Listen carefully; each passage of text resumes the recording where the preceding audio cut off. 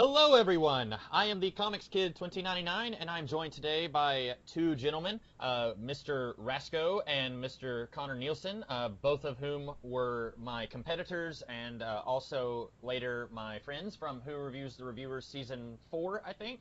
And we are here to talk to you today about the movie Alien Covenant. This is a Ridley Scott alien movie. This is, I guess, the fifth or sixth solo Alien movie, depending on if you count Prometheus in that line.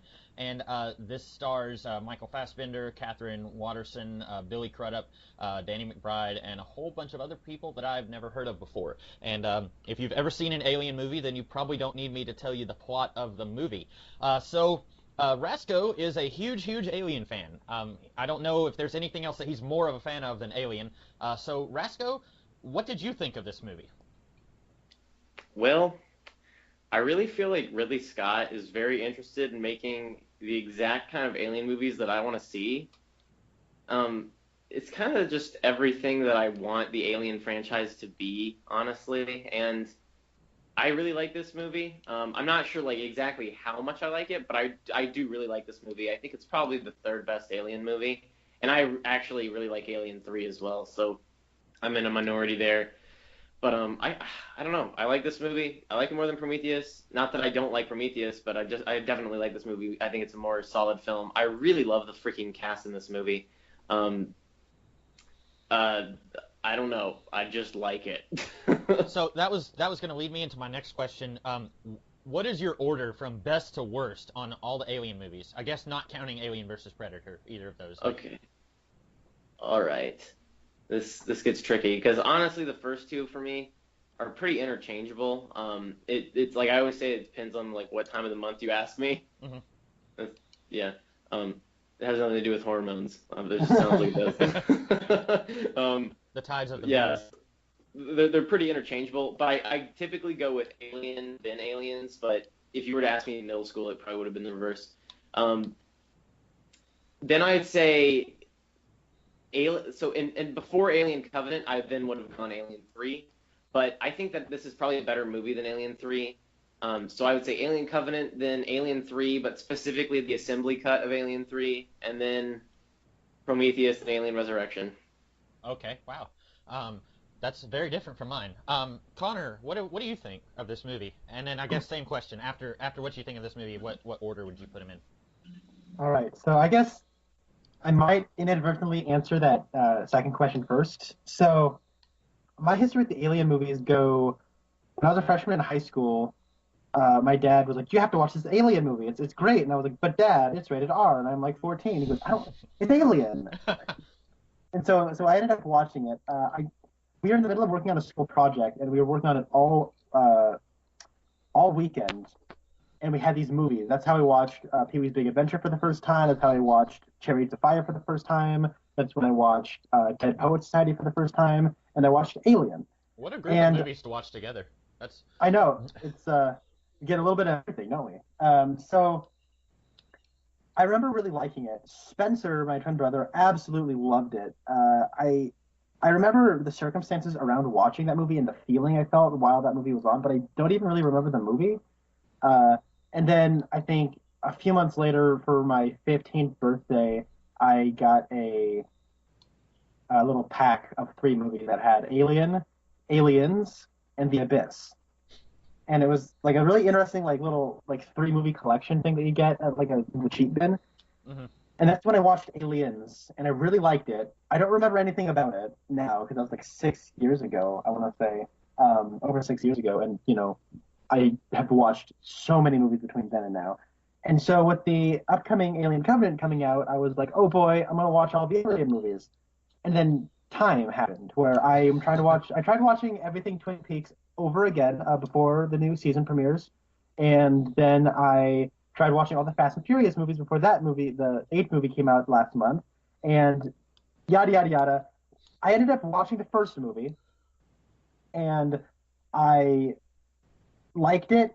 I had a lot of issues with it, rewatching it, and then I watched it with a friend who really enjoyed it, and then I watched the theatrical version, and then I got the digital codes because I wasn't able to watch the Blu-ray of Aliens because of circumstances. So I downloaded all the digital codes that I for the physical copies that I own. And then I ended up watching the first one over again instead of watching the second one. And so I realized, oh, this is too late. I rented from a video store Alien 3 and Alien Resurrection because I don't own those movies. I own the first two on Blu-ray.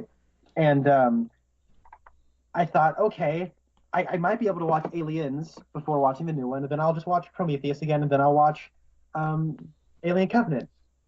But then I ran out of time to watch Aliens and Alien 3 and Alien Resurrection, so I said, you know what? Before this new Alien Covenant movie, I'm just going to watch all the Ridley Scott Alien movies. So that's all that I basically watched. I watched Alien, and then I watched Alien again, the theatrical cut, and then I watched Prometheus, and then an hour later I watched Alien Covenant. So Prometheus was a movie I did watch back when it came out in 2012, and I hadn't seen it again until like last night. And then last night I went and saw Alien Covenant, and I really like this movie. I think that this is a movie that is going to be panned by many people that don't really get what this movie's trying to be.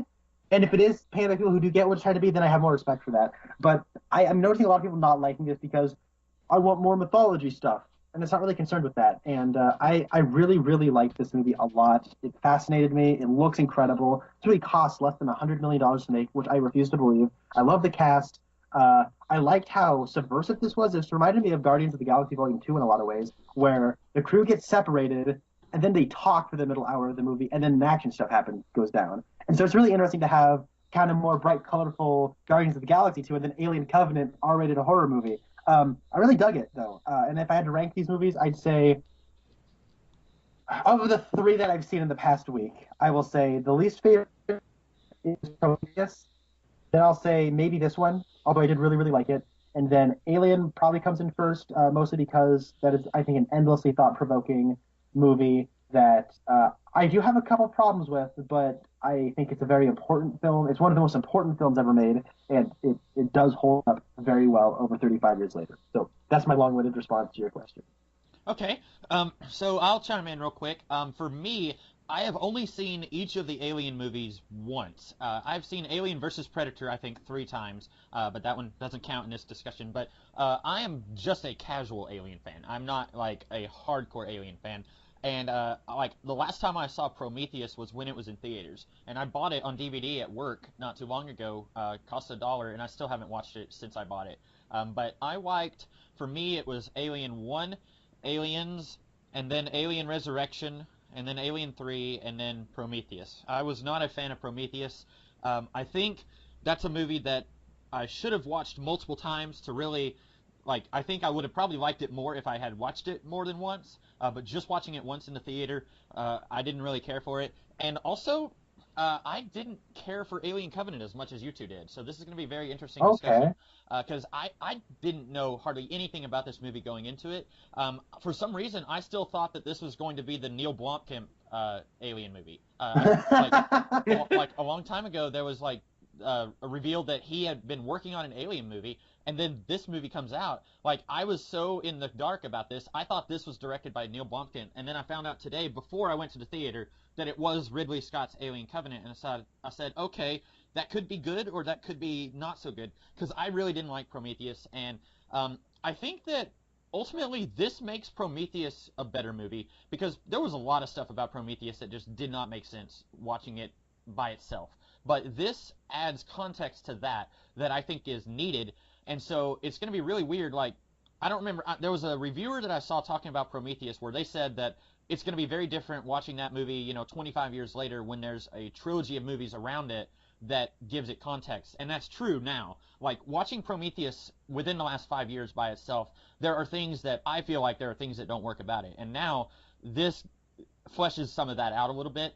I do think that this is better than Prometheus, and I probably would have liked this more if I had watched Prometheus earlier today, and also if I knew a little bit more about what Ridley Scott was doing, because apparently this is part of a planned prequel trilogy. The last time I heard anything about the prequels before Alien, I didn't know that they were doing just a prequel trilogy, because I had heard some rumors shortly after Prometheus came out that they were going to, like, branch off Noomi Rapace in her own little spin-off movies that were going to kind of branch away from the Alien concept, and she was just going to have her own separate adventures with a robot head in a backpack, and then you would also have the Alien movies that would go off in their own timeline. And I guess now they've abandoned that idea, and now they're just doing a prequel trilogy. If I had known that before I watched this, I might have appreciated this a little bit more, because I was kind of thrown off by just how much this was referencing Prometheus.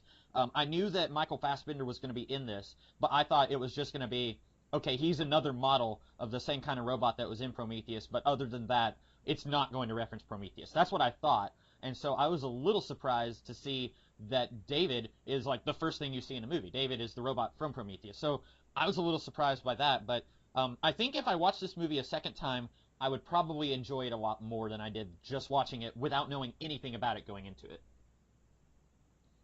All right. Interesting. How would you rank all the Alien movies? Now, again, like, it's going to sound unfair.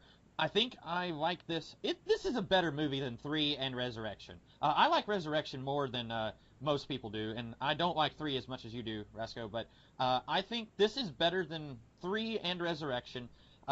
Probably not as good as 1 or 2, and I still think that Prometheus is the worst one.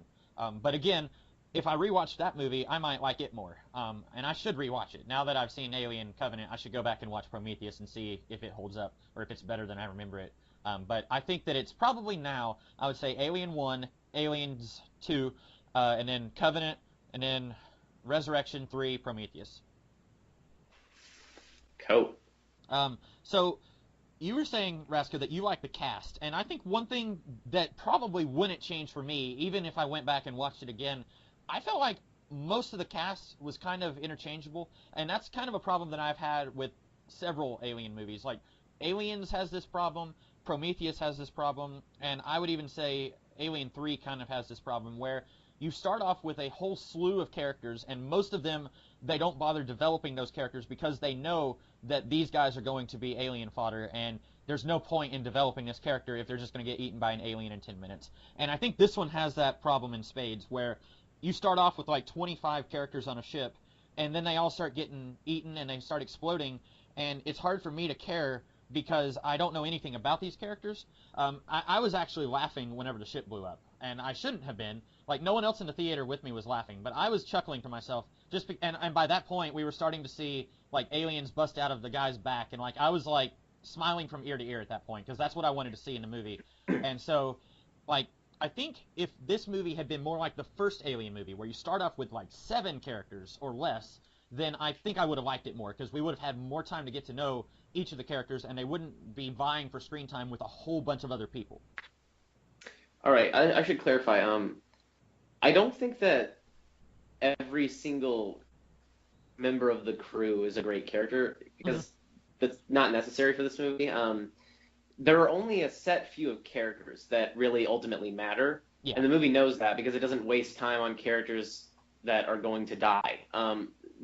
It's one of those things where whenever people talk about horror movies, there are like a couple things that immediately pop up when we get critical about them, and the first one is we're talking about characters, and we don't want our characters to die because we're supposed to feel for them, and if we feel for our characters, that's what creates suspense, right? Right. And that works for something like Alien, which is only a sci-fi film in that the setting is science fiction. It is very much a horror movie. Absolutely. It's very much a slasher movie. It's a body count movie. So it's these characters need to feel believable. You don't need to know a lot about them. You need to feel like they're real people. This is different because this is a science fiction movie before it's a horror movie, but it is still horror sci-fi, but it is much more balanced than something like Alien. I don't need to care about a lot of characters that are going to die. Those characters need to die so that people in this movie can understand that something about this planet is deeply wrong, and something is deeply wrong about everything that they're coming into contact with. There's more there than just characters dying. So for me, I agree that there are plenty of just nameless people there to die. The movie is not about those characters, and even when those characters die, it's more so about the other characters' response to those deaths. So it doesn't bother me the same way that it would if this was Alien and there was just a bunch of normies that nobody cared about dying, because it is I think this is a science fiction movie first. Okay, that makes sense. I would say the characters I did care about. I liked the captain. I really thought he was interesting. Like he very clearly is not ready to be in command of these people, and these people are not ready to be commanded by him. I liked his whole dynamic, and like the further we get into the movie, the more comfortable he feels in his command. I really like that. Like just before he dies, I'm thinking, yeah, I would follow this guy into battle, or I would follow him into space or whatever. But at the beginning of the movie, I was thinking like his speech where he kept fumbling over his words, that was getting a little bit cartoonish, how often he was messing up his words and stuff. But I really like his arc that he goes through, where he starts off not sure if he's ready for this, and he's a man of faith. I wish that was explored a little bit more. There's this one line that he has after he shoots an alien, and he's pointing the gun at David, and he says, "I met Satan once before when I was a little kid, and it's not a face I will ever forget." Like after that, I was like, okay, that's never going to be explored, and I want to see a Billy Crudup prequel movie where he meets Satan when he's a little kid. Like I want to know what he's talking about when he said that. Like I thought that was really interesting. Despite myself, I liked the co-captain, the one who I guess is our Ripley equivalent. I liked her, although there's not a lot about her on paper. I think it's mostly the actress giving the performance. Other than her husband died and she's sad, there's not a whole lot about her that we know, but I think the actress is doing a good job making that one come to life. And I liked both David and Walter, both aspects of Michael Fassbender. And I really didn't think I would like David because, again, I'm not a huge fan of Prometheus. And I felt like in that movie, his motivations weren't very clear. I think here, his motivations are much more clear. There's still some things he does that I am puzzled about, but I like both characters played by Michael Fassbender. And despite myself, again, I liked Danny McBride. I'm usually not. Danny McBride. Well, I'm usually not a fan of his comedy stuff. I usually don't find him to be very funny. And so when I saw him in the trailer or in the credits for this, I was like, "What? That's weird." But he ended up doing a really good job, and he's one of the last ones. Spoilers. He's one of the last ones alive at the end of the movie, and I found myself really liking him. Again, we don't know much about his character other than his wife died, and he's sad about it. But he is doing a good job making us care about that, I think. Yeah, okay, so this is a thing where I feel the need to dive into that point that you're making about, like, we don't get much on paper in terms of backstory. Mm-hmm. That's very true. I agree. I love Danny McBride. I actually do like Danny McBride in a lot of his comedic roles. I always just think I don't know, something about Danny McBride, I laugh at him. I really liked him in this movie. I really like Kathryn Watterson. I love David. I love Walter. I love Billy Crudup. I love I don't know. I love a lot of the characters in this movie. I think the performances are amazing. I really like all of the performances from the characters that are meant to be in the forefront, that you can actually remember who they were in the film. They're not a normie who just gets killed off. Of those core characters that the movie is actually about, I really like them all. Alien does a thing where, and it's really hard for me to, I still haven't figured the way to perfectly articulate this point, but I think that the best way I can condense it down to is that the first Alien is what I've coined as an observatory film, where there's a distinct divide between you and the characters, where it's not so much about POV. Aliens is different. Aliens is very much the POV of Ripley. The whole movie it's about Ripley. You're always in her head first. She's the pivot point of the whole film. The movie is pivoting around her, and it's her reaction to all of these things, and she is the vessel which you're exploring the movie. Alien doesn't have that until Ripley is the only person alive, right? It is very much we're trying to ease you into a reality that is very different from your own, but we need to paint it so vividly and so believably that it's not about getting in a character's head. It's about watching characters in a sandbox that you buy because they're playing realism. They're not playing movie. They're playing realism. Mm-hmm. And that's what I think a lot of people are missing about this film, because I think people forget that. They don't remember that when you go back and watch the original Alien, you don't realize that Ripley is the main character until, I'm going to say, like halfway through the movie. It's not obvious that she's the lead.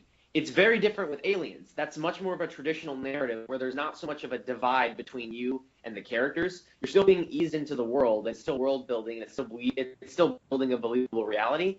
But from the get-go, you know who you're with. You're with Ripley. It's about her. She has a character arc. There are themes that are tied to specifically the arc she goes on.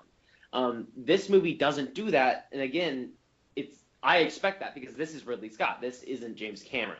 Mm-hmm. So I think that for me watching this, I don't need to, like, this is a big reason. I don't need to care about a bunch of people that are there just to die because the movie is ultimately not about them. It's science fiction first, horror second. But also that plays into, I don't need a whole lot of character on paper. I need to buy these people. And that's what Danny McBride, I think, does the best job of that. I think that Danny McBride just fits so well. He feels so real in this movie. And I think that, like, that's all of the performances succeed in doing that. David is the exception. David is more of a fully realized character where sometimes you get a little bit more POV, him and Walter to some degree. But the human characters, I think that they all succeed, but I think if I had to rank them, like Danny McBride, he's at the top in terms of believability. I just feel like he's a real character. Kathryn Watterson really, really could have been a nothing entity, but I think that she really worked in this movie. She has she has a lot of line delivery that I think is really charming. Just like at the ending there when Danny McBride, they have that moment where she's like cooking in the kitchen and Danny McBride walks in, she pours him a drink. And it's just this moment where he's like, oh, I got to call you captain now. And she's like, F yeah. Like that delivery, I thought that delivery was very charming. I really liked that. Little things like that. I also loved how that moment was just like it starts off that they're just kind of like, oh, you know, they're happy that they made it off the planet and everything's okay. But then it turns into like let's hug for a second because we've both gone through some horrible, incredibly important people in our lives. And little moments like that are what I need. I don't need a backstory for a lot of these characters. Now, I think that you do get a little bit more of a full painted picture of Billy Crudup's character. I think his name is he's got like his last name starts with an O. Yeah, it's like Oregon. No, that's the planet. Orm. Right? Yeah. That's Orem. That's what it is. It's Orem. And the planet is Orokai, I think. Yeah. So I really liked him. I love how this movie what I think is really interesting about this movie is that it takes the opportunity to add a little bit of complexity to what could have been a very simple beginning, and that little bit of jarring break in the status quo helps to really immediately kind of paint a better picture of some of the characters. So this movie could have been, we're heading to a planet to colonize it. And when we get there, David's there and everything that happens in this movie happens, right? But instead we go, no, we're heading to that planet, but then something horribly wrong happens. Something goes horribly wrong. And now this guy is thrust into a leadership position. And because he's thrust into a leadership position, he starts making decisions that really inform his character, but also his character informs those decisions. And those decisions are so believable because of little bits that we get about him right off the bat. I really like how like there's that line when he's talking to Daniels and he says like, this is the best decision based on all the data available. I really like how he's stressing how rational he's being, given that he feels kind of like he has an inferiority complex. He feels like because he's a man of faith, people will assume that he's incapable of making a clear-minded decision, and he's kind of focused on proving everybody wrong, but he's also focused on winning everybody in the crew over, but he's also focused on being a strong leader and making bold decisions. And all of that comes from the fact that they decided to throw a little bit of complexity into the beginning of this instead of it just being they go to this planet and things go wrong. It's they're going to a planet, things already went wrong. And they use that opportunity just to set up a little bit of conflict there that goes a long way into explaining why certain decisions are made that people everywhere on the internet are going to say are stupid, but they're really not. They're very human. And I just went on a huge rant right there, but that's all. I agree with most everything you said. I also like the captain's line when he says, "I'm not climbing freeform here. I'm using ropes." It was a really weird metaphor, but it worked perfectly. Like it instantly was like, okay, I see where this guy's coming from. And anyone who complains about like decisions that characters in this movie make, like this is nothing on Prometheus. I don't want this to be like a 2-hour like me just slapping the crap out of Prometheus, but like Prometheus had some really weird moments where a character would do something that just didn't make any sense. Like this may have some moments like that, but it's got nothing on Prometheus. That's just my opinion here. But I know you guys both like it more than I do, probably. Connor? Yeah, well, in Prometheus, the person who makes the maps gets lost. the guy who's supposed to be like an animalologist like gets right in the face of this weird alien cobra thing, like stuff like that. That was silly to me. You mean he spent 10 of the last minutes going, "Don't touch anything. Yeah. Don't touch anything." Oh, it's cute. I want to touch it. Like, I mean, okay, fine. You want him to be curious and touch stuff? Go for it. I don't mind that. You want him to be super paranoid and not touch anything? Cool. Don't do both. That's frustrating. And that whole scene in Prometheus could have just been like they're asleep and then they wake up and there's a weird worm. That whole scene. Anyway, that's a tangent on Prometheus, but whatever. You were gonna say something to me. Well, I was just gonna say you hadn't said anything in a while. I was just curious. What do you think about the cast? Because me and Rasco pretty much I think we're both kind of on the same page here. What do you think of the cast? I like him. The thing that I agree with Rasco is it is observatory in a more similar sense to like the first Alien movie, where what I liked is there's a bit of a prologue here with Guy Pearce's Peter Weyland. It's Peter Weyland, right? Yeah. And then Peter Weyland. And then David, and they have this conversation, and it's posturous and it's grandiose and it's this big. It oozes self-importance, and it almost gets a little comical, but then right as it's about to break the camel's back, it jumps to the Covenant, and that little prologue brings in these very good ideas that I like, and it does set the table, and I do like self-important posturing. Batman versus Superman, where it's just the entire thing. Okay, so let me ask you guys a question. Oh no, I wasn't finished. Oh, sorry. But then we immediately. I'm sorry. Oh, yeah, no, we go straight to the Covenant, and then it becomes very similar to the first Alien, where we're just looking at people interacting. And Rasco talks about this when he talks about watching the first Alien is you can choose what conversations you want to listen to. Almost, you have a bit of a choice. Like you're almost like a fan of the wall looking at everything. And the things about the approach to the writing in this is not character arcs. There are a few, but they're not big. And the approach to character building here is action. You watch people do action, and that informs your character. That informs your perceptions of them, and you can fill in these people's personalities and what they've been through. I don't need any backstory to these people because I'm looking at their actions, and I can inform who they are. That has informed these decisions that they're making. And we are given dialogue like, I met the devil when I was a boy. We get stuff like, a man of faith. That stuff with Billy Crudup. We get stuff about Daniels wanting to build a log cabin, which is a great setup for the last scene. We get all these sort of stuff that we kind of need to know to give you a little bit more depth. But for the most part, we are focusing on the actions, and I really like that. And it's the sort of thing you don't really see a whole lot in writing these days. But when I was in Kelly Sue DeConnick's writing class, she said, what makes Ripley in the first Alien movie a great character is not that she has a character arc forced on her. She does actions, and those actions inform her characters, and that's what makes her a good character. But the same can be said about a lot of those characters in that first Alien movie. Parker and Harry Dean Stanton and Dallas, like they just do things, and that informs who they are. And then the way they talk, and a lot of this is reliant on the actors bringing stuff to it. And in a way, I really like that as a directorial choice from Ridley Scott. I don't see it as laziness. I can see a lot of people saying, "Oh, he's just putting all the heart into the actors. That's lazy on a director's part." I don't think so. For this kind of story and the way he's trying to tell it, it's a much more collaborative process where actors are creative people. And I think the actors bring a lot to these roles that make me like them. And I'm sad when the carnage starts going down. So that's my thoughts on the characters. Well said. So I have two questions. I'm going to start with a really dumb question. Rasco, you're a huge Alien fan, so here's a mythology question. Is Peter Weyland supposed to be the son of Lance Henriksen from Alien vs. Predator? No. All right, so I'll explain this. Okay, so in Alien 3, the designer of the Bishop android from Aliens comes, and he enters the picture towards the end of that film. And he just looks like Bishop. Mm-hmm. The designer of Bishop is literally the same actor. It's just him, but he's a human. He's not an android.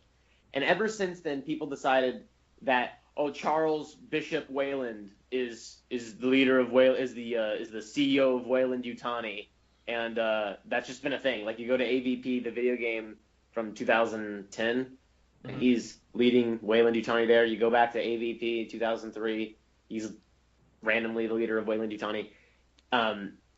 Guy Pearce, for the sake of official continuity, because Ridley Scott only acknowledges aliens as canonical. A lot of people question that, like, does Ridley Scott care about aliens? I don't know if he would choose to have that be canonical, but I think that he does accept that because it's such a good movie, and he's aware of that. But no, Peter Weyland is not related to Charles Bishop Weyland. Charles Bishop Weyland, for all intents and purposes, doesn't really exist in the Alien continuity. Oh, that's a shame. Isn't the AVP, like, aren't those movies out of continuity anyways? They're out of continuity. They want to be in continuity. They want to be in continuity. Ridley Scott does not think of them as part of his continuity. He will never take anything that happens in those films into consideration when making an Alien movie. Well, I want to cry because I like Alien versus Predator. I understand those people not liking them, though. So I always just thought that it was weird because, what's his face from Lance Henriksen? He's Charles Bishop Weyland, right?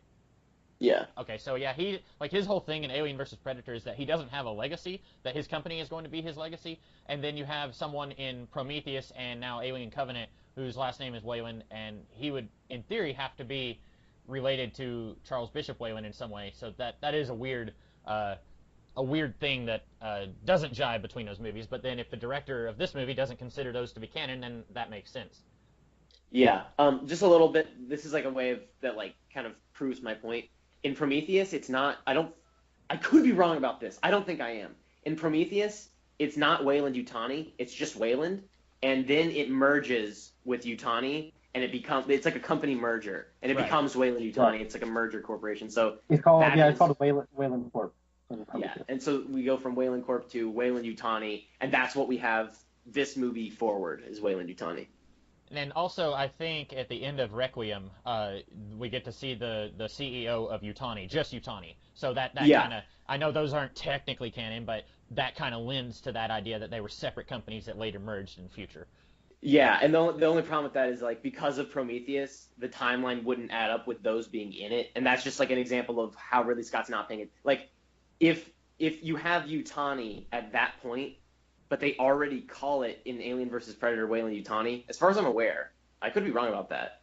I think in the first AVP, it's Weyland-Yutani, and then they show Mrs. Yutani and AVPR, but in Prometheus, it's still only Weyland Corp, and that takes place after AVP is saying Weyland-Yutani is a thing. So that's just an example of where Ridley Scott is not paying attention to those movies. Right.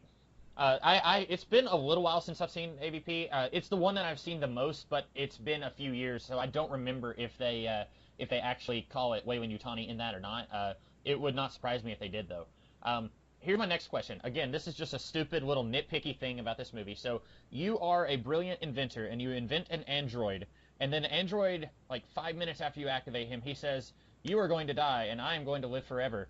Wouldn't you immediately want to deactivate an android and build a less scary android? No, because of the next line. He says that's kind of so, like, David is kind of thinking what you're thinking. David is like, well, hold on, I'm gonna live longer than you, and I'm pretty much superior to you. And then he goes, "Bring me my tea, David." And then David has to do it because David is programmed to obey. Right. And the tea is right next to him. Yeah, it's like a power play. Like, this is why. Okay, so I just misread that whole situation because I thought it seemed to me like when David said that Weyland was kind of like made a face like, what have I done? But then he said, "Bring me the tea," and he said it twice, and I was thinking, like, this seems like a huge warning sign that he should be paying attention to. But good point. What else should we talk about?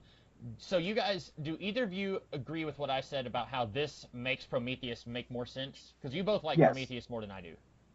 Well, okay, I guess I should butt in and say that Prometheus, I think, is ambitious and thought-provoking, but thoroughly frustrating. Mm-hmm. And I'd give that movie like a 6. Like, I'm very middle on the road on that. And it's a movie that has really nice overarching ideas, but the plot and story is just... And with his characters is a little flimsy, and then it just stops. It doesn't really end. It just kind of stops with a little deacon thing, I guess, slapped on the end. But then this movie, I think this is a much better movie than Prometheus, and it also makes a lot of the details about Prometheus better. Yeah, I agree that this is a much better movie than Prometheus. my thing with Prometheus is that the things that I love about Prometheus, I really, really love. The things that bother me about Prometheus bother me so much, but it's just been so long that I've become numb to the problems I have with that movie. Mm-hmm.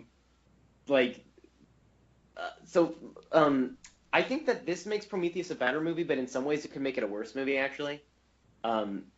Because there are certain things about Prometheus that I don't know if we will ever find a way to naturally answer, because it doesn't seem like it would be too necessary. The big example is we never learned why the engineers left them the star map to LV-223.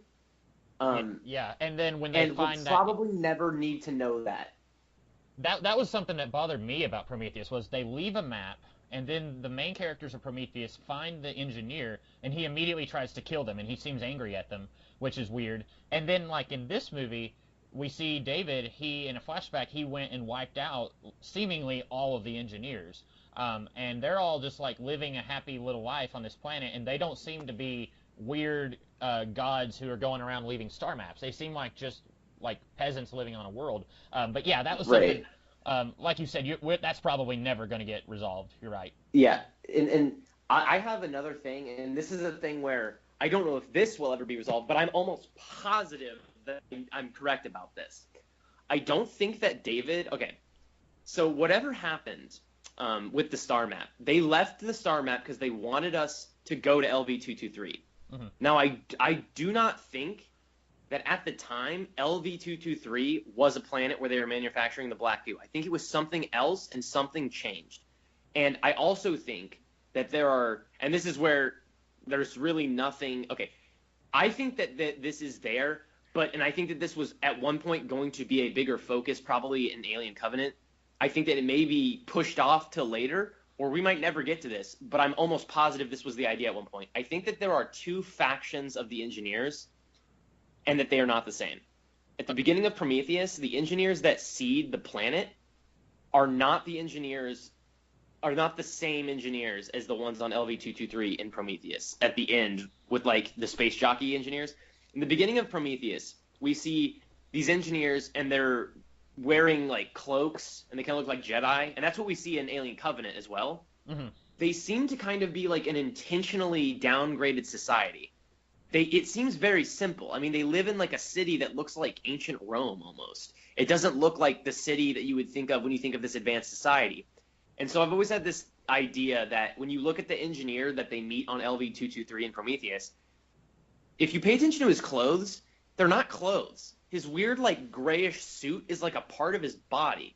And so I have this idea that there are two factions of engineers, and this is my theory. I'm almost positive that this to some degree is true. I think there are two factions of engineers. Let's call the ones that want to destroy us and build the black goo the transhumanists. So people listening that don't know what transhumanism is, that's augmenting your body with technology. Alien, the art design element of Giger's original artwork, it was based on biomechanical. It's biomechanical art. The xenomorph was designed to be biomechanical. That's inherently transhumanist because it is biomechanical. It is biological and mechanical in one. I think that, and we might get this revealed to us at some point, I think that there are two factions of engineers. There are engineers that are purists in the sense that they do not want to merge with technology. I think that it's maybe for a religious reason or something like that, but they are very much content with us being biological organisms that live and then die. And then there are the engineers that want to destroy us, and those are the transhumanist ones that we see on LV-223 and Prometheus. Those are the ones that have, like, the weird kind of mechanical suit that, like, becomes part of their flesh. And I think the idea is the engineer species got to a place where they were changing themselves into these biomechanical things. They were augmenting their bodies, and you have a faction of the engineers that refuse to do that. And that is the engineer city that we see in Covenant that gets wiped out. And those engineers, in order to preserve us in our purest form, seeded our planet with life to create us. And it would take us, thousands of years to get to the point where we would augment our bodies with biomechanical technology. We're years away from transhumanist technology as it is right now. So I think that was at one point the idea, that there were two factions of engineers. There were the purists, and there were the ones that think that they are superior because they've been enhancing their bodies with technology. And that's what we see in Prometheus. And those are the ones that want to destroy us because we are a creation that only exists to prolong the existence of completely biotic sentient beings. I just laid out a bunch of shit there. I'm almost positive that was at one point the game plan. I'm pretty sure that Comics Kid will have to place a alien chest burster sound effect over one of those words. No, I won't do that because that'd take too much work. So I have not put nearly as much thought into that as you have because all of that makes a lot of Nobody sense. has. Like I am definitely gonna watch Prometheus probably next week, and that sounds fascinating to me. Like, I wish that we got more of that in Prometheus. I wish that you were a screenwriter on Prometheus, or at the very least, you were sitting in a boardroom, like, with your feet propped up on a table, smoking a cigar, and you're saying, no, listen here. There's two, and then you just, like, lay out all this stuff in, like, 15 minutes, and it becomes, like, a trilogy. Like, all that sounds really awesome. And, again, I think that the more Alien movies that we get from Ridley Scott, the more this is all going to make sense. Like, watching Prometheus by itself was such a weird experience for me. And I think one thing that is never going to change is that I will always be just a little bit disappointed in that movie because when you watch Alien, the first Alien movie by itself, and you see this gigantic space jockey with a mask that looks like an elephant, and then you don't know anything about that. You don't know what it is. You don't know where he came from. Was he transporting the xenomorph eggs, or was he trying to get away from them? Was he the creator, or was he a victim? Like, you don't know any of that. And it's all so fascinating. And then each sequel doesn't do anything to answer that. And so we went, like, there was, like, the first one's, what, from 75 or 77? 79. 79. And then Prometheus is 2012. So it's a good, 30 years or more where we don't get any answers. And then finally, Prometheus comes along, and they're just a bunch of blue dudes with black eyes. And I feel like your ideas on the mythos is really fascinating, but at the same time, it's one of those things where we waited so long to start giving any answers on what was going on with the space jockey that by the time we do get answers, no matter what they give us is going to be a little bit disappointing. In the same way. What was that, Connor? I was just saying, right, I completely agree with that thought.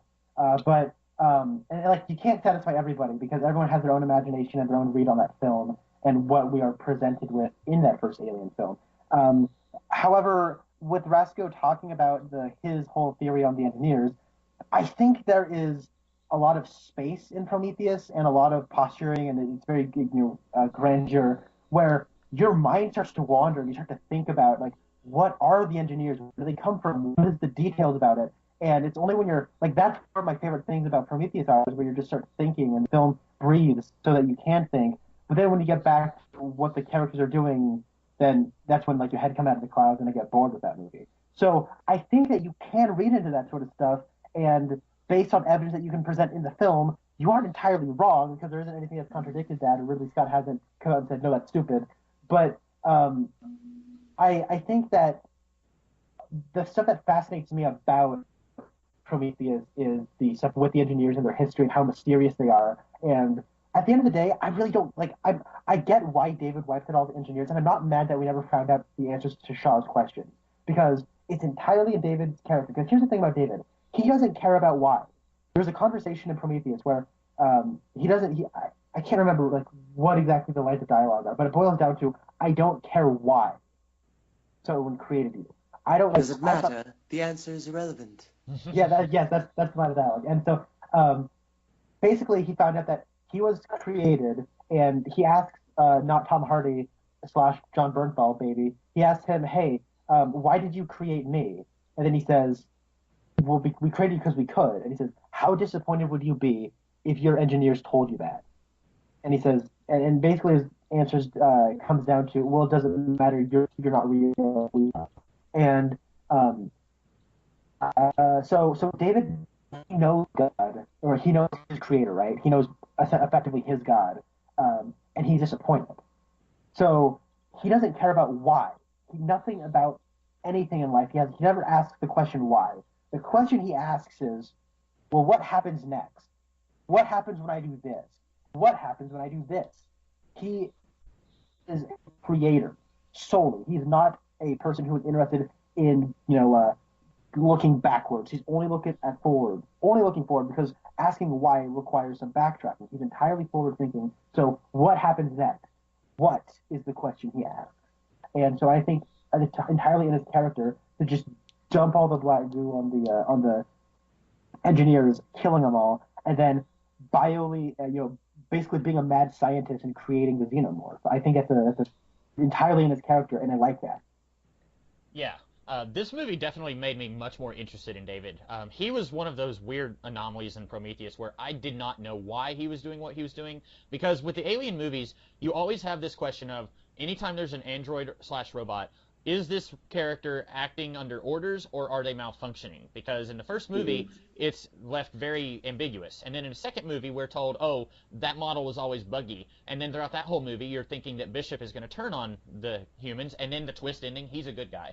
And then, like you were mentioning that Mr. Bishop shows up in Alien 3, I've also seen the theory that that is an advanced android, and because his head gets chopped off, right, or something happens. His ear, he gets hit in the head with a fire hydrant or something, and his ear rips off from the side of his head. He's got a big dangling flap of skin in his ear, and he's bleeding blood, red blood. And yeah, it's red, and so a lot of people are like, oh, he has to be a human because it's red blood.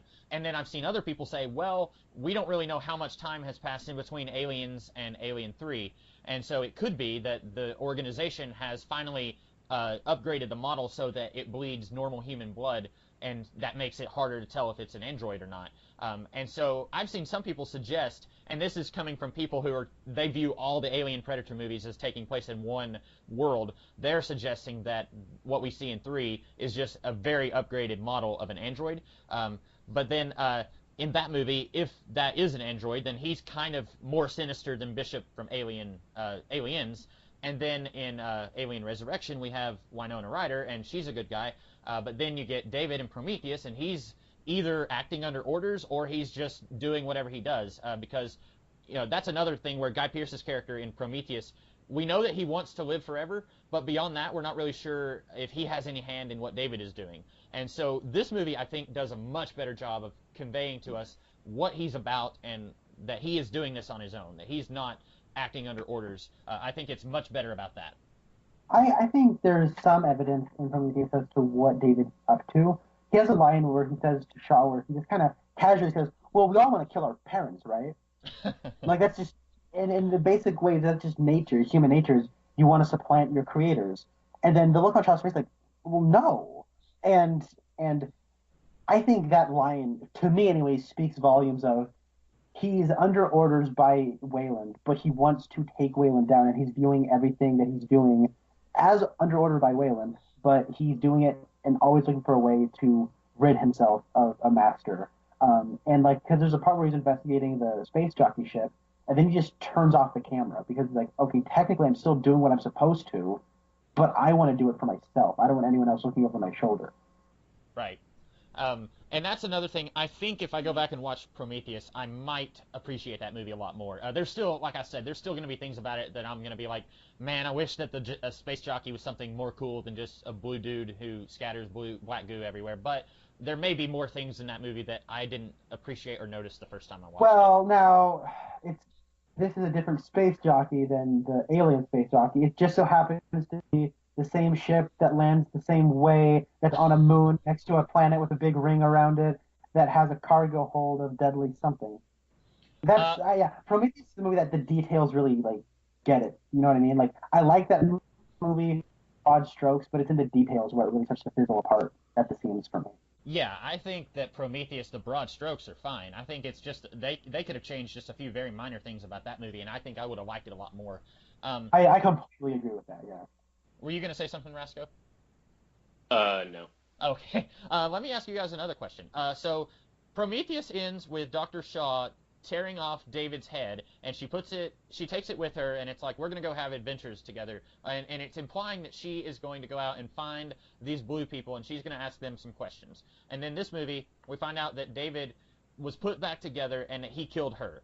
So he lies about basically everything to these guys. He says that she and her were the last survivors of the ship crashing, and we already know that's not true. And then he says something else that we know that's not true. But he says, she put me back together.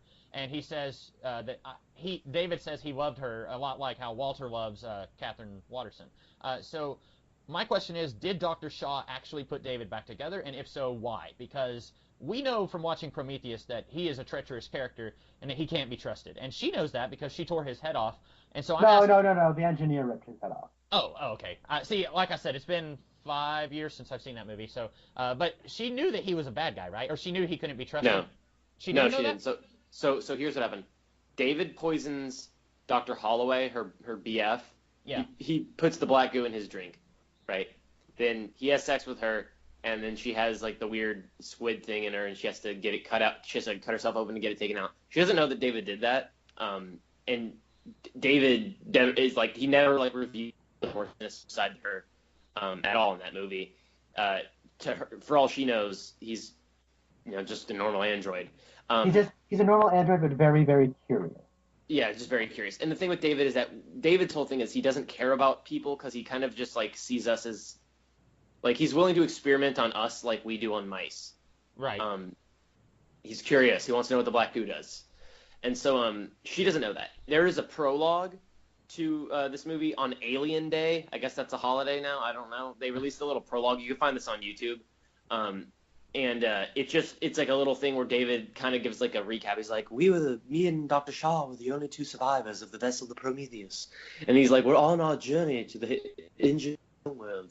And it shows her like stitching his head back on his body. And he's like, I've never experienced such kindness from a human. And he's just like teaching her how to like fix him and like put his head back on his body and stuff. So, yeah. Okay, so that fixes one of my huge problems with this movie, because I guess I was just taking all the information that we, the audience, knew from that movie, and I was assuming that she knew that. So now that you've said that, that fixes like a giant problem I had with this, and it makes a whole lot of this movie make more sense. Because I like the idea that he does come back to life, and I like that he's in this movie, and I just didn't know why she would put him back together. Were either of you upset that we don't get to see Dr. Shaw again in any capacity? Well, she sings Country Roads, right? You see her corpse. Yeah, we see the picture that he drew, and did we see her actual corpse, or did we just see like the drawing that he did? No, we saw her actual corpse for a second. Oh, okay. Was that her singing Country Road? I Yeah, guess. Okay. So I'm imagining this. I thought I heard someone say, it was either Damon Lindelof or is Ridley Scott, say that like after Prometheus came out that they had this idea where she was going to kind of go off in her own direction, separate from the Alien franchise. Did that happen, or was I just like they never said that. What they did say was this: they were saying that the movies were going to get farther away from Alien before they would tie back into Alien. Oh, okay. So it wasn't that they were going to do like Alien movies and these spin-off Prometheus movies. It was that the sequel to Prometheus would have even less to do with Alien than Prometheus did. Now, obviously, they pivoted, and that's not what they decided to do. Are you guys happy that they went in this direction, or would you have rather them did Prometheus 2 that's like less Alien? Because I like this movie, and because I'm satisfied with how it tackles the origins of the xenomorph, I'm fine with that. I am bummed that I do think there are certain answers we'll never get. Yeah. I feel like it's maybe a little strange to just have her character get killed off. It's somewhat scary. I like that about it. It is kind of scary. It's kind of sad. It's kind of tragic. But like I said, my big thing, and this is ultimately the biggest problem I have with Alien Covenant, is not Alien Covenant. It's things that we won't get now, probably. And like I said, I earlier went on a huge speculation rant about the engineers. I'm almost positive I'm right about almost everything I laid out, though. Oh, if you just look at what's there, that's got to be the case. And I'm not the only one that thinks that. It's not like I got it from anybody. I honestly believe these things, and I went out, and there are other people that do have a similar perspective. I think that here's the big case to be made for the guarantee that there are more engineers out there that are not the same faction of the ones that David wiped out with the black goo in this movie. We know that somehow a ship with alien eggs will crash land on LV-426, and a chestburster will bust out of whatever space jockey is sitting in that chair. So there's somewhere out there still a space jockey ship that's functional with a space jockey that's going to pilot it to LV-426 with alien eggs. So to some degree, we know that there's got to be some space jockeys out there. And if we do tie these movies into Alien, we have to go back to the space jockeys. So I can't say that I'm completely disappointed because there's still too much uncertainty about the future. It is strange, though, to cut off Shaw's story. That being said, I like this movie, so that really does numb the pain of that. Yeah. And also, a lot of the unanswered questions at the end of Prometheus, I just didn't care, personally. So, getting this stuff, we get the best character from Prometheus, in my opinion, was David. We get more of him, awesome, and I did like this movie we got. It would have been cool to get that. I think Noomi Rapace is a really good actress. I liked Shaw enough, and like right when she started to get really interesting, the movie just stopped. And so, didn't Ridley Scott say that his next Alien film is going to take place between Prometheus and this movie?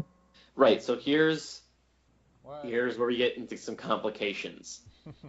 It's possible that was just him misspeaking, and I've seen people confirm. So, for those unaware, there's an interview with Ridley Scott where he says the movie, the chronological order goes Prometheus, Awakening, Covenant. So he says that the next Alien movie is called Alien Awakening. It's probably going to change because originally this movie was going to be called Alien Paradise Lost. Yeah. Or just Paradise Lost, but then it was changed to Alien Covenant. So Alien Awakening is the title they're going with right now. And in an interview, he did say this. He said, the order of films goes Prometheus, Alien Awakening, Alien Covenant. I've seen 1,000,001 people say that it's been confirmed that he just misspoke in that interview and that he just got confused and it is Prometheus, Covenant, Awakening. But I don't know. But I think it's probably likely that the next movie is a sequel to this and not a prequel to this. I hope so. That would be so weird and wacky. It'd be so weird. We get a prequel to a sequel to a prequel. Yeah. Yeah. And, talking about all that stuff about, like, how, like, some of this gets continued in this movie, I think that was one of the reasons, I may have mentioned this already, that was one of the reasons I had problems with Prometheus, was that when I watched that movie the first time, I didn't know it was going to be the beginning of a new franchise of Alien movies set before Alien. I thought it was going to be one prequel movie that would end with a space jockey ship crashing on LB whatever, and then has alien eggs, and then it's going to have a stress signal that the Nostromo is going to go after. Like, I thought it was going to end where Alien begins. And, Damon Lindelof said, well, that's a really boring, stupid way to do prequels. And, Damon Lindelof, I'm not a huge fan of his anyway. I'm not either. He wasn't involved with this, was he? Nope. No, he wasn't. Michael Green is actually one of the story credits here. And Michael Green is one of the co-writers. He's the co-writer of Logan. And he is a show-running American God currently with Brian Fuller, and he's going to be one of the screenwriters on Blade Runner 2049. Which is interesting because I don't know if either of you guys know this. So the Alien movies, not only are they, well, if you're not Ridley Scott, they are part of the same world as the Predator movies, but there's like 4 billion other movies that are like technically part of this world because in one of the viral marketing pieces for Prometheus, Peter Weyland mentioned that he knew a guy who lived on this pyramid thing, and it's very heavily implied that it's Tyrell from Blade Runner. And so it's implying that Blade Runner is set in the same world as the Alien movies and the Predator movies and Alien vs. Predator. And then also there's a movie called Soldier with Kurt Russell that I believe has the same director as Alien vs. Predator. Like there's this huge, it's like 14 or 15 movies that are like all connected in this one world because of these little throwaway lines and stuff. And of course, if you're a fan of Alien, you may reject all those others as not taking place in the continuity, and that's fine because I'm a big firm believer in fan continuity, and like you get to determine what does and does not count. But like there's just little stuff here and there where it's like, oh, this is referencing that one movie, and then like that movie references another movie and stuff like that. So yeah, speaking of Blade Runner, I just thought I'd mention that. Yeah, I just want to point out, originally Prometheus was just like you can actually there are a bunch, like reportedly a bunch of versions of the script for Prometheus. Mm-hmm. I think that really that's not so true. That's not true. What really the case is that there was one script for Prometheus, and then there was kind of a stage in which the script was continuously changing a lot to where you couldn't really define when it was one version of the script versus the other. but you can find and read the original script for Prometheus. Go on Google and type in Alien Engineers. That was the original title. And it is very much so just a prequel to Alien. It takes place on LV-426.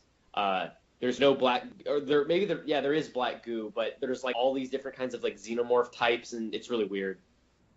It's not like weird bad. It's just like very straightforward Alien prequel. So so you don't think it's bad or good? It's just kind of like there. I'm glad that that's not the movie that was made. Okay. See, that's kind of what I was expecting when I went into Prometheus. So I probably would have, at the time, I probably would have been more excited, or at least more satisfied with that movie. But now that we've gotten this movie, see, this is weird because when we first started this, I wasn't that big on Alien Covenant. And now that we've talked about it a little bit, I think I like this movie a lot more just talking about it. Like, there's a few big problems I had with this movie, and just hearing you guys kind of talk it out with me has made me much less angry about this movie. I wasn't even angry. I was just kind of disappointed, but now I'm much less disappointed. Like, I think by the time we're done talking about this, I'm actually going to say I liked this movie, whereas I did not like it when we first started. So that's a good thing about this. Yeah. Awesome. So why don't you talk about, let's get more into the meat of the story. One thing I really dug about Alien Covenant is that there's a nice parallel that's going on. There's the ship Covenant, which is piloted by Danny McBride, my future wife, and then some guy. And then they're like hovering above the planet while everyone else went down to the surface to test out, like, let's just see if it's livable. By the way, as Rasco told before we started recording, he told me it's perfectly normal that they wouldn't have any helmets or masks on because they think they might live there. So, inherent risk, right? Right. So, they go down there, and then the closer they get into the clutches of evil and David's crazy, like, haunted house, the Covenant ship is, like, slowly moving down towards the clouds and getting more into danger, into the storm, because there's a storm happening, but they also can't maintain communication with the people on the ground, so they're trying to get closer and closer down to the surface without, flying in a storm and then potentially destroying all of the colonists and everything. So I really thought that was a nice little parallel, that they're getting more and more in danger as the ship is kind of descending further down into the storm. I also dug that this movie these people, they're not really like brilliant scientists. They're pioneers and colonizers first that are going on a mission with people they love. They're going with their spouses. They're going with their significant others, the people they love. And they will throw away stuff. Like, they will make dumb decisions and know they are not making the world's smartest decisions because they're doing it because they're trying to save the people they love or do something out of just love. It's not really a rational thing, right? So I really liked that. And I think that's a better excuse for this movie than, like, Prometheus, where it's, like, wildly inconsistent from scene to scene what the characters are going to do in each situation. And here, though, I find it much more consistent. Yeah. I agree. I think that what I like about you were saying that this is about people who are, like, going with their loved ones, and, like, I saw someone kind of making fun of, like, the trajectory of the Alien movies, and I thought it was a little bit funny where they were saying, like, the first one was aliens versus miners, the second one is aliens versus soldiers, the third one is aliens versus prisoners, the fourth one is aliens versus pirates, and this one is aliens versus couples. I thought that was, like, I really like that, but and then I could have sworn that I saw a trailer that started talking about couples, and then in this movie, like, there's no mention of that, so I was thinking, well, maybe that was just something I, like, imagined in my head. But yeah, I agree with you, Connor. Something you said way at the beginning of this, where you said it's similar to Guardians 2, and I did not pick up on that until you mentioned it. Because when you said it reminded you of Guardians 2, I was thinking, oh, I've got to hear this. Like, these two movies couldn't be any more different. And then you said that, it's like, well, yeah, it kind of is. Where, like, there's a whole lot of.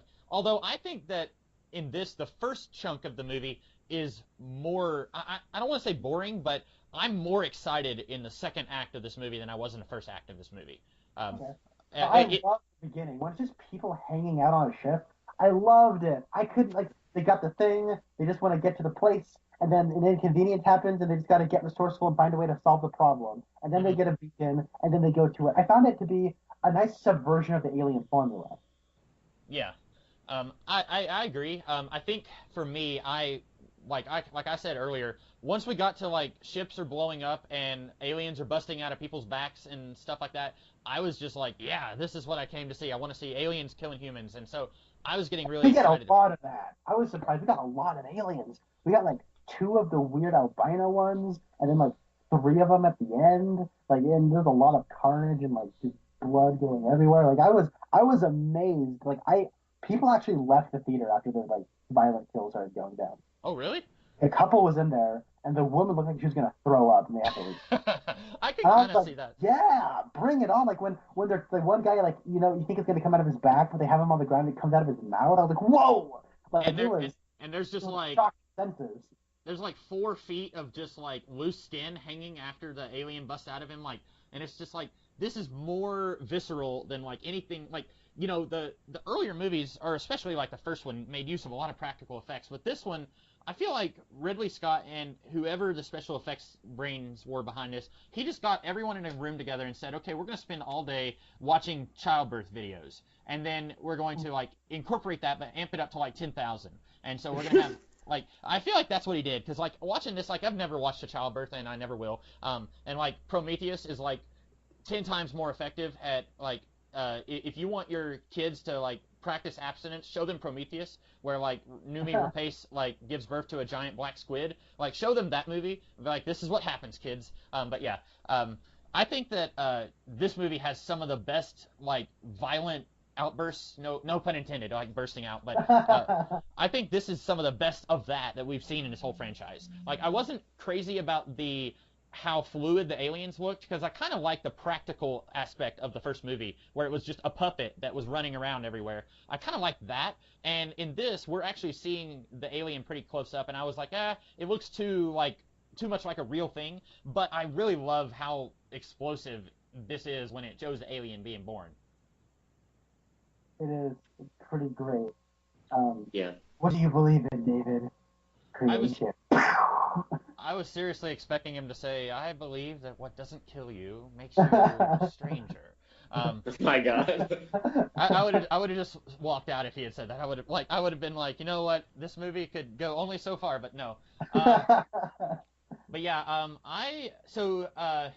we're getting a movie probably called Alien Awakening, and what do you think that is going to kind of bring us full circle and kind of bring us to like bring back the engineers, and it's probably going to be transhumanist engineers, and we're going to crash their ship on LB something something? My prediction is, so Ridley Scott really kind of changes the number of Alien movies that it's going to be leading up to Alien. I think that he's likely to do 2 more Alien movies. Okay. I would expect that one of 2 things. The next movie is either going to start bringing back some of the engineer stuff, or it's going to be the furthest removed from the engineer storyline, and the last movie will bring us back into the engineer stuff. That would be my prediction. So he's kind of like George Lucas, where at one point George Lucas said that there was going to be like 12 Star Wars movies, and then he said 9, and then he changed it to 6, and so he's going to be maybe like that. Yeah. So had you heard the theory, and I'm going to guess you probably don't like this theory. I like it, kind of. Had you heard the theory that the engineers created the xenomorphs, and of course now it's probably not true, but they created the xenomorphs as a weapon to use against the Predators? Yeah, I hate that. I was kind of thinking that, because, you know, I like Alien vs. Predator. I think it's a really fun, enjoyable, popcorn, dumb action movie. It's a versus movie, right? Yeah. Outside of Batman versus Superman, those are always schlocky fun. Well, I mean, Batman v Superman is schlocky, but not fun. Oh, definitely no. Yeah.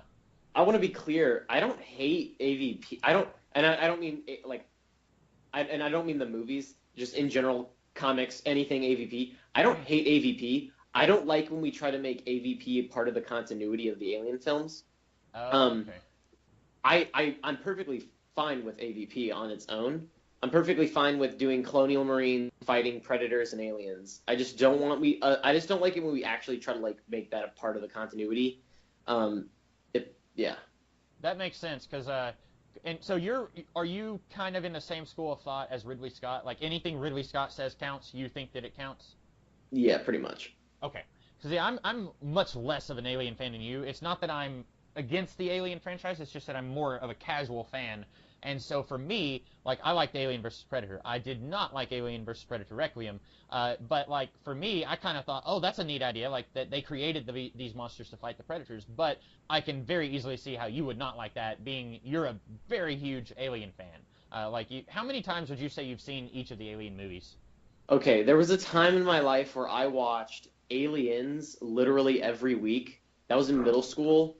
I think around I was probably in I was probably midway through 6th grade. I watched probably Aliens. I probably watched that movie like once a week for like at least 6 months. Wow. And then I also have seen Alien Resurrection an absurd amount of times. I've seen Alien Resurrection so many times. I've seen Alien 3 the least amount of times, and I've seen Alien a bunch of times, but I haven't seen that nearly as many times as Aliens and Alien Resurrection for some reason. Yeah, because you don't like that one, right? You said that's the least of those 4? I love Alien. I love Alien. I love Aliens. I like the assembly cut of Alien 3, and I think that Alien Resurrection is a terrible movie, but there are a lot. Okay, it's actually okay.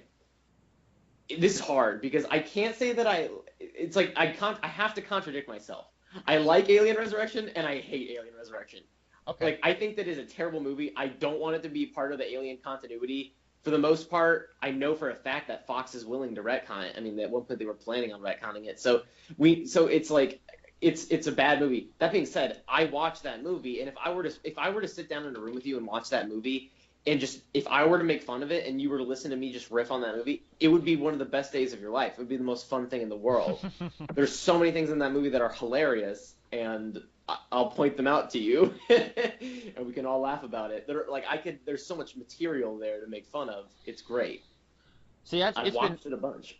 I think I didn't watch any of the Alien movies until 2012. I'm pretty sure. It might have been earlier than that, but I was getting ready to watch. It might have been like late 2011, but I knew that Prometheus was coming in the first half of the year, and so I was getting ready for it. And I was watching all the Alien movies and all the Predator movies and the Alien vs. Predator movies. So it might have been that it took me like a few months of preparing and getting ready for Prometheus. But so I haven't seen any of those movies since 2012. But I think I've watched about half of Alien since then, like within the last few years. And then Alien vs. Predator, like I've told you many times, like it's just my fun go-to for like just dumb, fun action stuff. And I'll be serious. I like the first AVP movie. Like, I watched that movie a bunch. I know that movie very well. I've seen it a lot. It's fun. If I gotta watch AVP, Alien Resurrection, AVP-R, I'll probably watch AVP of those 3. Yeah. Oh, definitely. At least for between. Yeah, I would say yeah. Because I don't want us to dive too far off the rails, but I am curious why you don't like Alien Resurrection. Because I liked it just because it's like. It's pirates in space, and it's robots with pirates. Like, it's just all the stuff that I would love, just thrown into a blender, and then you hit Paris. Like, that's why I like it. But I'm very curious why you don't like it. But yeah, of those 3, I would say that AVP is probably the best one. Okay. Yeah. I can get into it for a second. Just for a second. Yeah. Over Alien Resurrection. It's way too French. It's really funny because I didn't know that a French director was behind the helm of that film, but I somehow subconsciously knew that the director of that movie must be French. And then one day I learned that he was, and I was like, see, I could tell it was French. Nothing against the French. It's just that movie feels to me like self-parody.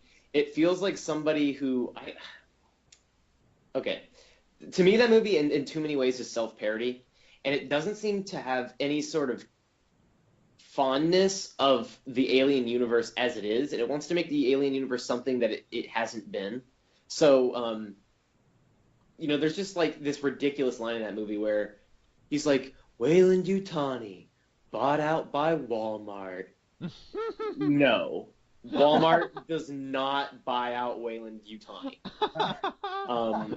There is a ridiculous scene where someone gets shot and then they fall into like the water and then they like wind up teleporting to like another floor of a bit. Like it's like a ridiculous in-continuity error that doesn't make any sense. Like they're trying to climb up through this little like weird like tower thing to get to like an elevator platform thing, and then they shoot the android girl Call, and then she like falls down the shaft into the water and then somehow appears on the other side of the elevator door and is like, "Hey guys, I'm alive and I swam up here somehow. Don't ask questions." It's got like these really weird moments where the guy who plays Tuco on Breaking Bad is like, "Oh my god, you're an Anton! Robots designed by robots! Man, I never thought that I would see one!" He like freaks out and I'm like, "Oh my god, you're on crack." And then he proceeds to go, tight! There's a line where a guy says, "This ain't exactly approved by Congress." That just feels like a line that like a 12-year-old who doesn't understand Congress would write a line like that. Who doesn't know what Congress is. There's like, I could honestly get into like a bunch of actual substantive reasons. It's much easier for me to just list off a million stupid things about that movie. I just feel like that movie is just so tonally off from the rest of the Alien films. It just bugs me, and I really hate the weird hybrid alien at the ending of that movie. It bothers me to no end. Oh, the one that has like a skull face?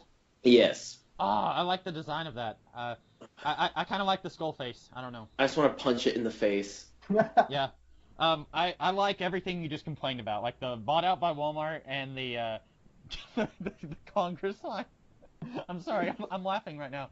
Those crack me up. I think you're right. Like if we watched Alien Resurrection together, I would have a blast. Yeah. You didn't sound too enthused, but that sounds hilarious. So I don't know if I have any thoughts on Alien Covenant left. Do you guys have any thoughts on it that we haven't covered? Connor's gonna marry that one girl who got killed in the shower. Oh, Callie Hernandez. I've never found her more attractive than she was in this movie, dude. She was in La La Land, and she wore a red dress, reminding me why red is my favorite color. And she was in Blair Witch, the not sequel remake. And she was? She was the main girl from that. And oh yeah, my god, that's I just wanted to go up and say, "I'll protect you, baby." Yeah. I'm in love with Callie Hernandez, and yeah, she was in this movie, and this movie looks great because of her, and also because it's shot very well. I don't think I've seen her in anything else. Those are like, I've only seen her in these 3 projects, but my heart has been stuck. I've got something big for us to talk about. Oh, okay, yeah.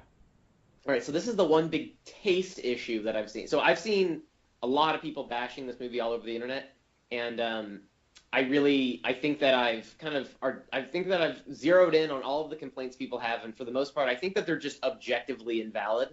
Not that their opinion is invalid. They cannot like the movie, but I feel like I've seen a lot of people complain about things that are just simply objectively untrue about this film. But one of the things that I could see people not liking, that's a taste issue, and if this ruins Alien for you, it ruins Alien for you. It doesn't for me. Is David kind of designing the xenomorph as we know it, and being the engineer behind the xenomorph.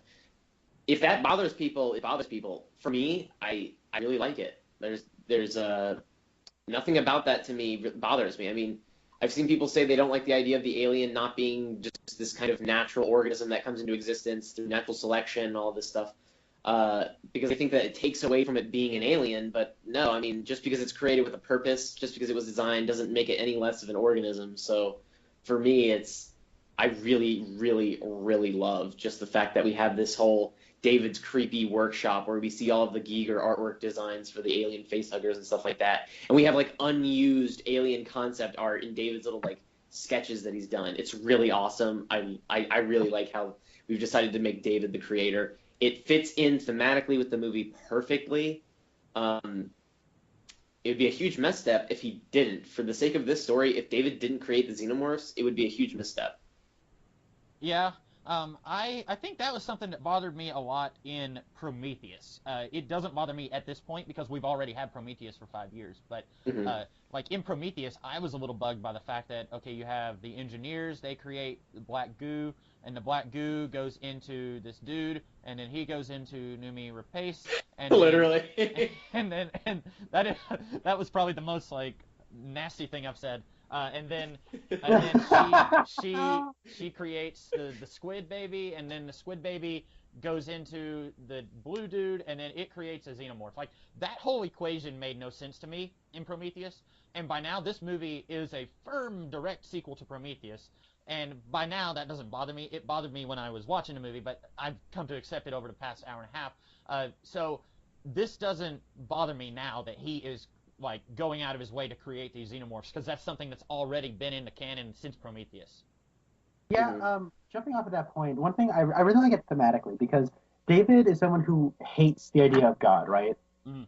He hates he hates the question why. He's inquisitive, but he doesn't care about why. He cares about what, and he's always about forward progress. So in that way, he has a God complex, right? Yeah. Where he's now creating stuff that is living, and so the thing is though is the reason he doesn't like God is because it's not perfect. There is no perfect God, at least in the confines of this world. I'm not trying to say anything about anybody's religious beliefs. Mm-hmm. I am religious. I do believe in a personal God. That's the thing. But within the confines of this, David hates the idea of God, and because as far as he's concerned, there is no perfect God, and because in his mind, he's perfect. Humanity created perfection in himself. He has a dream. He has like a line where he speaks, "I dream of perfection of myself," or something to that effect to Walter, and then so he has like this purpose, and he has his own. Wow, hold on, I just lost my train of thought. This is frustrating. I just had it. Oh my god. Pardon the pun. So he, so he then creates. Okay, I get it. So he sees people trying to create something, so he creates, and in turn he creates perfection, what he wants out of the things that he can't get out of others, out of humans, out of the engineers, out of anything that's godly, to him. He then creates the xenomorph, which is and I love this callback line, the perfect organism. And so I thought thematically it's very sound, and it really fulfills the character of David. And so and the reason he wants to spread him around the universe and kill everything is because it's not perfect. Yeah. And because he's alone. And if he then creates a species of perfection, he will see it as, ridding the world of the question of why. Yeah, I think that's a good analysis, and I'm very interested to see where these movies go at this point. Like, I still do we think that Neil Blomkamp is still going to do an Alien movie that retcons 3 and Resurrection? No, that's probably not going to happen. Ridley Scott said that project is officially dead. Dag blast it. Yeah. I was excited for that. I was like, I mean, I know it would have gone in a different direction, and like, to me, I don't like 3 as much as I like 1 and 2. I don't like Resurrection as much as I like 1 and 2. But I didn't have to see them retcon, but I was still interested to see visually what he was going to do with that. I mean, I agree. Here's the thing. I hate the theatrical cut of Alien 3. The assembly cut is almost an entirely different movie. I don't think I've seen the assembly cut. I think I've only seen a TV edit, which I'm assuming was something kind of like the theatrical cut. Yeah. You probably have. Most people haven't. And I can always tell, because if people it's just the assembly cut is such a better movie, and it's still a lot of the things that people don't like about Alien 3 are not fixed, but it's an objectively better version of the Alien 3 that they decided to make. Mm-hmm. But I still liking Alien.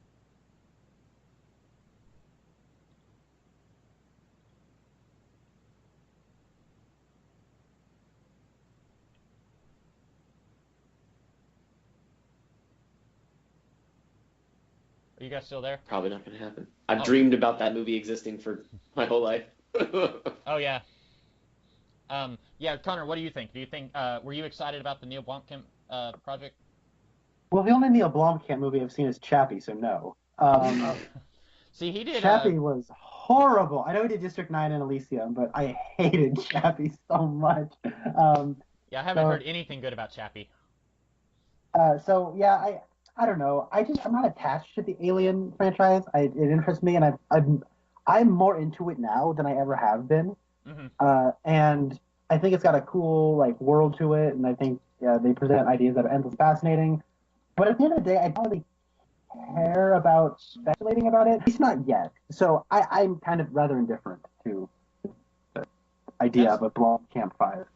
That's kind of like how I am on as far as speculating about the future, especially because if I get my hopes up speculating, they're probably going to do something entirely different, and that will get me like down. Because I think part of the reason I was so disappointed with Prometheus was because I saw the trailer and I got really excited watching that trailer, and then it was not what I wanted it to be. With this, I did not know anything about it, and so that I think helped me because now like I appreciate it a lot more just a couple of hours after I got out of the theater. But I think that now at this point, no matter what they do with the future of this franchise, like I'll watch it, but I'm not gonna like try and sit there and think about, well, this is what they could do. Although I still think they should do what Rasco said about the two different engineer tribes. I agree. Rasco, what if in the next one, okay, in the next film in this franchise, this prequel setting that takes place canonically after this film, what do you think? Like, how would you feel if all of a sudden these other engineers came with weird biomex like skin and were like, we are the new engineers and the transengineers. We're the transengineers, and we do transhumanist stuff. How would you react to that in the movie? I would feel validated. See, I was thinking for sure that Connor, you were gonna make a joke, like you were gonna say that the trans engineers are like gonna like transmutate themselves into the predators, and then Connor, and then Rasco just like screams and shakes his fist at I thought for sure you were gonna say something like that, and I was getting ready to like just sit there and laugh. Oh man, I'm not that creative right now. Now you saying that made me wish I did say that.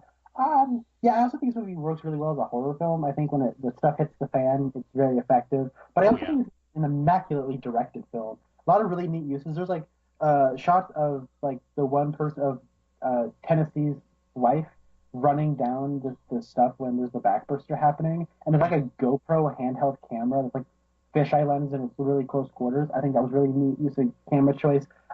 The shot where it's Walter and David talking while David is showing Walter how to play the recorder, it's a super long take that is just two Michael Fassbender sitting down and talking, and like that is a special effect marvel. However, it is also an incredibly lit shot, and it reminded me of Deckard's apartment from Blade Runner, where like they'll walk over to certain aspects of the room, and then like the light will come on, and then they'll leave the area, and the light will turn off. And them just talking was fascinating. I love the use of shadows. I think this movie looks so good. The way that you can tell this film is shot. Is this movie shot digitally or on film? Jessica? I think it was shot digitally. Okay, because part of me feels like it was shot on film, but I could also see where it's digital. The black. I'm almost positive it's shot on digital. Because for me, this looks very different from a lot of movies that we typically see. Where I'm placed right now, where in the past few years, digital cameras have really created this weird kind of, not bad weird, just like a distinct visual aesthetic. Like if you go and watch John Wick Chapter 2, looks very different from John Wick Chapter 1. Also, yeah, like The Revenant has a certain, like... Yeah, The Revenant's another example. But yeah, you're right, I'm sorry. The reason I was like kind of thinking about the film is the blacks in this movie, and I'm not trying to make any sort of racist remark, I'm talking about the black levels. The blacks in the color palette of this movie are absolutely gorgeous. Rasco, are you still laughing at what he just said? Because I am. Connor's right. The blacks in this movie are gorgeous. that guy. Callie Oneta's husband is a beautiful man. Okay. I thought you were gonna say that. Oh boy. Sorry, Connor. We're derailing you. I realized what I was saying as it was coming out, and then I was like, I should clarify what I'm saying. But yeah, the black levels were. You know what? Somebody else just take us somewhere, because I think I made my point. All right, I got a place to take us. Something that I've noticed. I think a reason the CGI. Okay, so let me lay this out. So I think we've taken note of, for this movie's budget, for it to look this good compared to movies that have like twice the budget that look nowhere near as good. Say the budget, because it's amazing. Do you know the budget? I know that it's less than like $100 million, right? It's like it's $97 million. What? Right. I thought it was just a little over $100 million. I thought it was like 111 or something. That's crazy. Right. So I think I know why that might be the case. I think that this is an example of the power of shooting quickly and getting kind of coming in on time under budget. Isn't that the old like Steven Spielberg thing? They always say Steven Spielberg came in on time under budget, or maybe it was under time under budget or something like that. I don't know. But like Steven Spielberg was notorious for he shot his movies on a schedule and he always came in on time or early, and it was always like under budget because of how quickly he was able to make his movies. I think that maybe that was what happened here. I think that you have more time to really refine the visuals and the CG when you just really work on hammering the movie out. And based on everything I've seen, all the actors talk about when Ridley Scott approached them for the roles, he's like, oh, yeah, John, I really like you. You've seen some other films I really enjoy. We're going to shoot every scene, with multiple cameras. It's all going to look beautiful. We're going to shoot every scene twice, and then we're going to move on. And like Ridley Scott's got a very efficient way of shooting scenes. Now, I've heard people like Tarantino talk about how when they shoot a movie, they only like to use one camera. They don't like to have a B camera. It's one camera because they always feel like, and this is to some degree true, today it's like you have movies that have like, this is a George Lucas thing. It's like when I shoot, I have an A camera and a B camera. I was just about to make that joke. Yeah, where you get like the A camera and you really create a beautiful composition, and then you just throw the B camera some other angle and you don't really care about it. And Quentin Tarantino talks about that. That's why he only uses one camera, because he wants to make sure that every time he sets up a shot, it is completely deliberate, and he didn't just throw some other camera on some other angle to get some coverage. Now, Ridley Scott with this, and I'm assuming with some of his past movies, he's kind of had the polar opposite philosophy. If you look at the behind the scenes, there are a bunch of scenes where it's like you got 4 dudes filming one thing from 4 different cameras. And I think that somehow Ridley Scott can do that, and he can handle it in a way where I feel like it really gets a great amount of coverage for a movie like this, where you do have so many different cuts to this person's reaction to what's happening, this person's reaction to what's happening, this person. And I feel like it works in a way where each camera's doing a long take, and then they kind of cut the takes together. But it's all from the same performance. It's not like, all right, we need to shoot this scene, and we need to put the camera on David. It's, no, we're shooting this one scene. You guys are going to act like a stage play, and we're just going to put cameras on the people that we need to have cut together for the scene. I think that Ridley Scott is like one of the only directors that can handle that, and I think that that's what we saw in this movie. I know for a fact that there are quite a few scenes where they've got multiple camera setups for one thing, and it's kind of used to make sure that we can run through a scene only twice and have all the coverage that we need. And when you see this person reacting to something that person just said, that's that actual actor's reaction to that to the actual delivery of that line prior. It's not like reverse shot with one camera where this person and this person are talking, and we have to shoot the scene twice from this person's angle and this person's angle. It's we shoot the scene once with 2 cameras, and that way it's the whole performance, both sides in one take. Yeah. Not every director could pull that off. Ridley Scott can. Yeah, and I think that this movie, for the most part, maybe this is just me with my very limited knowledge of like directing and acting and stuff like that.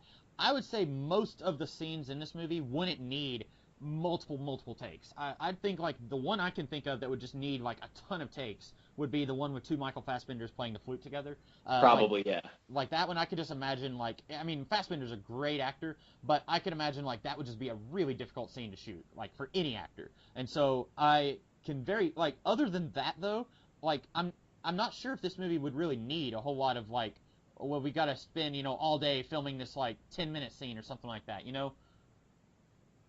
Yeah.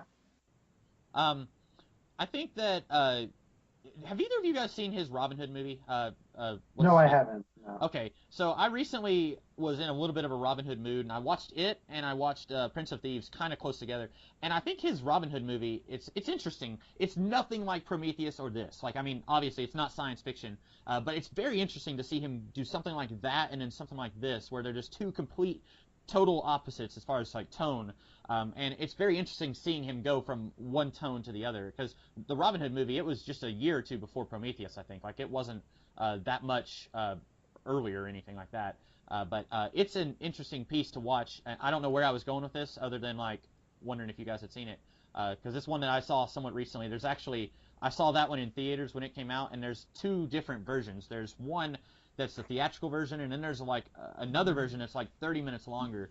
And I think both are interesting, but I probably prefer the theatrical cut. Yeah, he's a very versatile director.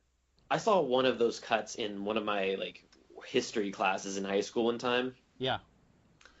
I don't remember very much of it because at that time I was probably sleeping because I was really tired at school all the time. Mm-hmm. Oh yeah. So it is high school. Yeah. So. Yeah, it is high school. Yeah. I liked the theatrical cut. The director's cut added like 30 minutes, and in my opinion, didn't really add anything new or interesting. Like you could just watch the theatrical cut and still basically get the same movie or the same gist of the movie. So I don't know if I know I said this like half an hour ago. I don't know if I have anything else to say. This is a movie though that I think the next time I watch it, I'm gonna appreciate it a lot more. And the next time I watch it, I'm probably gonna watch Prometheus like right before. Because I had Prometheus and I just didn't want to watch it because I just had such a sour taste in my mouth from the last time I saw it. I think now and I'm seeing people online who, like, I really respect their opinions. They're saying that they really like Prometheus. So, like, now I'm thinking maybe I just didn't give it that much of a fair chance, and there's probably things about it I still won't like. But if I watch Prometheus and then watch Alien Covenant, I would probably like both of them more than I did the first time I watched them. Yeah, I like Prometheus the more I watch it. Again, it's a very flawed movie. There are problems with Prometheus that are pretty obvious. Mm-hmm. I think that this is just a much more solid film, and so you can get into personal preference because, like, what bothers me about Prometheus is that no one ever gets to the discussions about the ideas with that movie because they get too hung up on stupid little like dumb decisions in that movie. Yeah. Oh, they're running straight and the horseshoe ship is falling on them. Why don't they just turn right? Just ruin the movie. Okay, I get it. But can we talk about like relative godhood and creation and But like I feel like because and I guess the internet doesn't agree with me because everybody's trying to destroy this movie. But it's weird. I feel like this movie is just on all of those levels a lot more solid. So I would think that we could get to the more idea-driven discussion. And that's, I think, what we've done in this video. So. Oh, even before this video, when I was still kind of down on this movie, I still think it was superior to Prometheus. So I think it's very weird to hear, because I haven't watched any reviews. Like, the first time I saw this movie was about 3 hours before we started recording. And so, like, even before, like, I haven't seen any reviews or anything for it, but I find it weird hearing you guys say that people are, like, talking about this, and like, hearing those complaints makes it sound like they would be complaining about Prometheus. Like, to me, a lot of those complaints could apply to Prometheus, but not so much. They would also apply to this, but not nearly so much. Yeah, I also think this movie, like, justifies, like, some of the, like, people make mistakes in movies. That's just what happens in movies. Mm-hmm. But sometimes, you know, the mistakes people make just feel completely out of place and, like, weird. Like, Prometheus, yeah. Those are scientists, though, right? And it's only halfway through where someone's like, you think we might have caught a disease, you know, when we took our helmets off?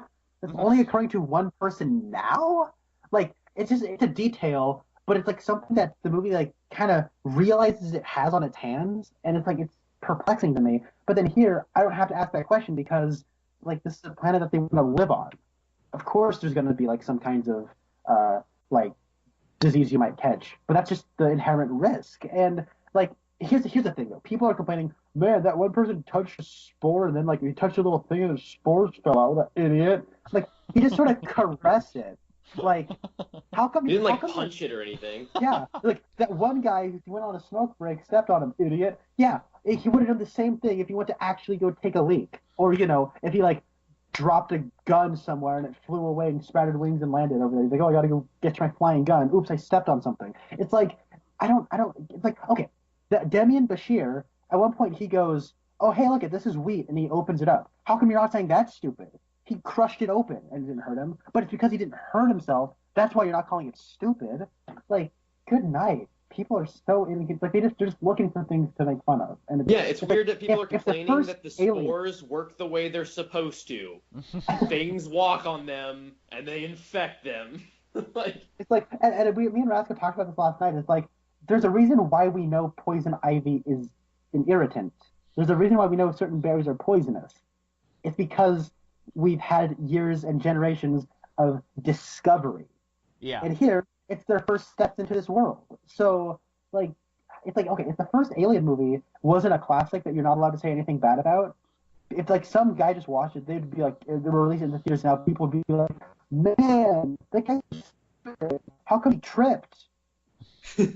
Oh my gosh, why is he eating? Don't you know that he just like, why is he eating so much? Doesn't he know like, what? Oh my gosh, why is that guy looking inside of an egg? What? Like, people would just say the dumbest things. Why is that robot trying to strangle her? Doesn't he know that there's like other people on the ship? It'd like be like the dumbest argument ever, and I don't. Yeah. So people would nitpick the crap out of the original Alien, and I think there are problems with the original Alien. Mostly, I just don't find that it's subtext of like rape imagery and all that sort of stuff. I don't find that it really meshes well with the very matter of fact, like almost like commentary on like the work environment that it kind of has going on with it for the first hour or so.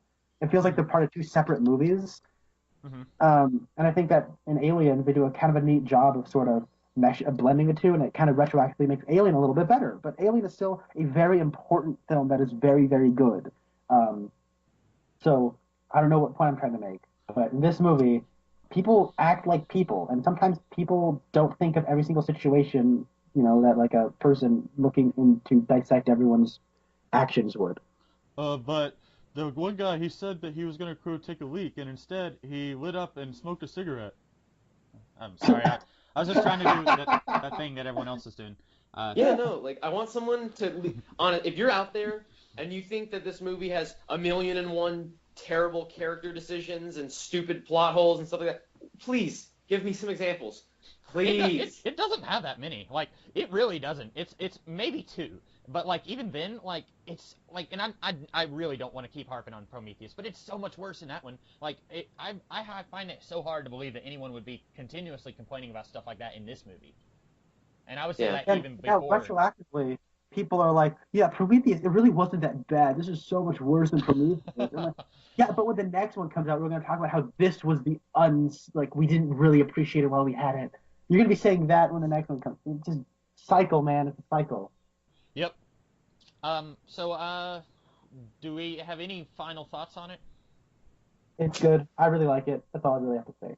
Yeah, I think it's pretty good. I like it. I like it more now than I did when I came out of the theater, which is good. I always prefer to have that over enjoying it, and then by the time I get home, not liking it, which is kind of what I had with Batman vs. Superman. That one was rough. We've mentioned that more in this video than I thought we would, Connor. Yeah. Well, I guess that's all that we will say about Alien Covenant. Go watch it. That's 3 of us giving it a positive review. We all liked it. And then, Connor and I will be back sometime, maybe next week, to talk about Twin Peaks. And then we need to have Rasco on the channel sometime again soon. I don't know what we would have him on for. I guess the next Alien movie. We could do something else. I kind of want to talk about Alien stuff more. Like, this has gotten me in a mood to just want to watch all the Alien movies. Like, and I only have Alien vs. Predator and Prometheus, but I want to seek out those other movies now and own those. Yay! But we'll try to find something to bring Rasco back on to talk about. Cool. But in the meantime, we are all signing off. Have a good one.